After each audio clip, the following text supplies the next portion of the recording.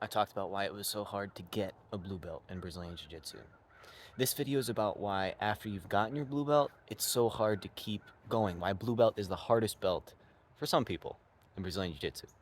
First, I gotta say, it boils down to changing expectations, either perceived or real expectations. Let's start with first perceived expectations. What do I mean by this? When you get your blue belt, you're no longer just a white belt, so you start to think to yourself, I've been here for oftentimes about 2 years. The color of my belt has changed, and sometimes people, show me some respect because I have the blue belt, and they maybe even ask me questions about technique. But deep down inside, when you're a blue belt, you know for a fact that you're not like that good at Brazilian Jiu Jitsu. You know there are lots of holes in your games, you know there are lots of things that you don't understand, but you feel like you should be able to perform at a more advanced level, at a blue belt level, whatever that means to you. And for some people, a blue belt level is supposed to be really advanced. It's not, which is why these expectations are a little bit more perceived rather than real. But nonetheless, people start to put all this pressure on themselves, especially when you mix it in with comparing to other belts. Or if you, the worst thing to happen to an insecure blue belt is a new wrestler white belt to come in, train for 2 weeks, and then start submitting that blue belt, which happens all the time, by the way, because the wrestler has years of grappling experience. And honestly, yeah, that's pretty normal for a wrestler to tap a blue belt, especially if they're a pretty good wrestler and if they've got like a couple decent submissions. It's about all you need to perform at a blue belt level. And that's about all you need, but that's years of dedication and hard work, in a completely different sport. And if it's still a lot. It's still a lot. But at the same time, it's very much still a beginner belt. So you have all the downsides that come with that, such as you're not like you're very far away from, what a lot of people think is an end goal in jiu-jitsu is a black belt. It's not an end goal. The end goal is to train for as long as you can, but it seems like on one hand it should be advanced, but on the other hand it's still very basic, and so people pile expectations on themselves. And some of those expectations are false, like you shouldn't tap to white belts. It's okay, even everybody will tap to a white belt if they apply a correct submission. It's called jiu-jitsu, it works. So in the training room or even in competition, it's okay, right? If you lose, it's okay. All we're here to do is keep training and get better. But there are some real expectations that do get put on people as a blue belt. For example, you can no longer get away with being a spazzy white belt who doesn't know what's going on.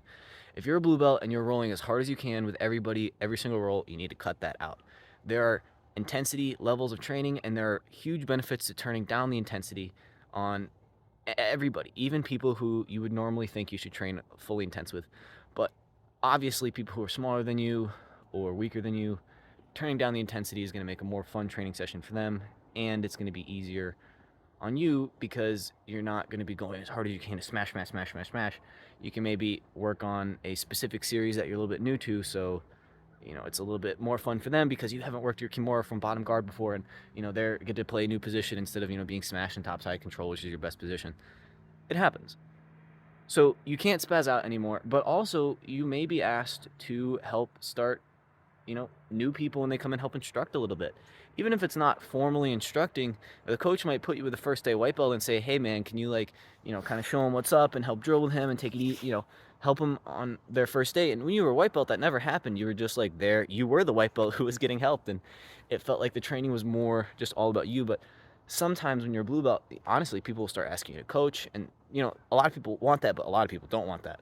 So there are some real expectations of real responsibility. Like when people walk into a school and they see white belts, they're like, okay, these are all white belts like me. But when they see, it doesn't really matter what other color belt it is. It could be a kid's gray belt or a yellow, whatever it is. When they see the other color belts, they associate that with like prestige and respect and what we're aiming to aspire to be at the gym.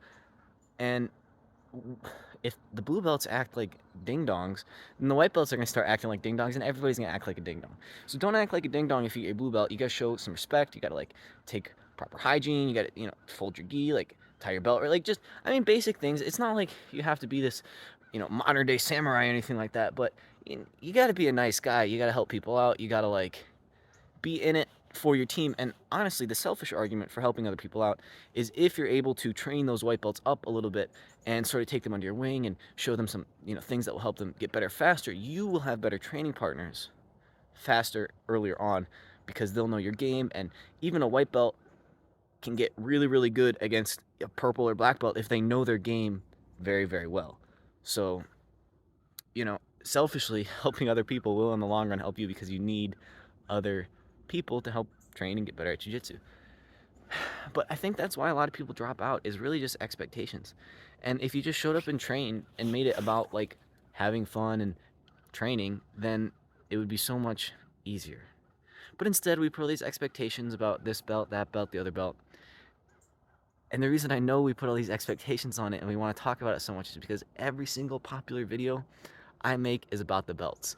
If I was being fully honest, I would just sit here and do random rants about some super intricate, honestly, energy conservation concept when it comes to Brazilian Jiu Jitsu, or I don't know, anything else. But y'all want to talk about the belts, so you keep clicking on these videos. So if you got more stuff related to belts, because people click on these and they get views, tell me in the comments questions you have about belts and Brazilian Jiu-Jitsu, and I will make more videos, more content discussing the things y'all want to hear.